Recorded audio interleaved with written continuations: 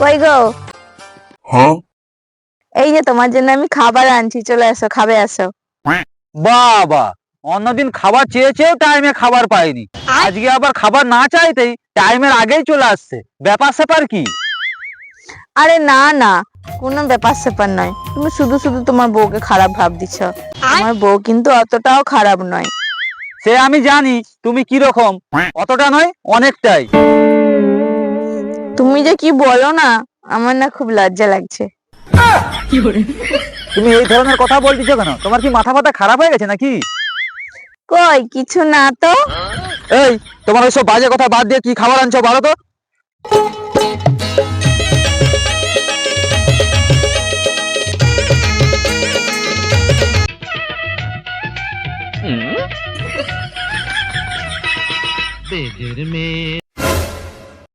আচ্ছা, তুমি একটা জিনিস লক্ষ্য করে দেখছো?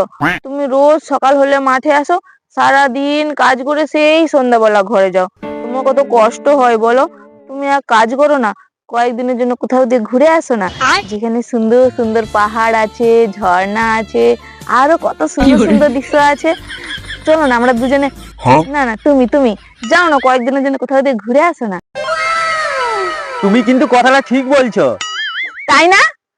হ্যাঁ, তুমি এক কাজ করো, আমার যত নতুন প্যান্ট জামা আছে একটা বড় ব্যাগে প্যাক করে রাখো।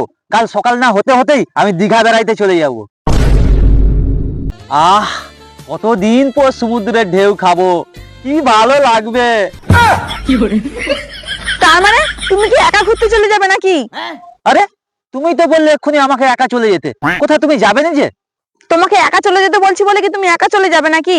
মনে রাখো, তুমি তুমি কিন্তু এখন সিঙ্গেল নয়, তুমি এখন বিবাহিত। তুমি যেখানে যেখানে যাবে আমিও তোমার সঙ্গেই যাব। আমি জানতাম তুমি এই কথাটাই বলবে, হ্যাঁ? ওই জন্য তো নাটক করছিলাম দীঘা যাবো বলে। আমি তোমাকে চিনিনি, তুমি কি ধরনের মাল আমি তোমাকে হাড়ে হাড়ে চিনি। হ্যাঁ, সকাল সকাল নটরেঙ্গি করতে চলে আসছে, ঘুরতে যাবে বলে খাবার বেড়েলে চলে আসছে। একদম আমি কোথাও যাবনি, আর তোমাকেও নিয়ে যাবনি, ঘুরতে যাবে। যাও ঘরে যাও, ঘুরতে যাবে। আমার এখানে সারাদিন কাজ করে করে দম ফেটে যাচ্ছে, উনি যাবো ঘুরতে যাবে, কি একবারে সকাল সকাল খাবার রেডি করলে চলে আসছে। কত সব। যা।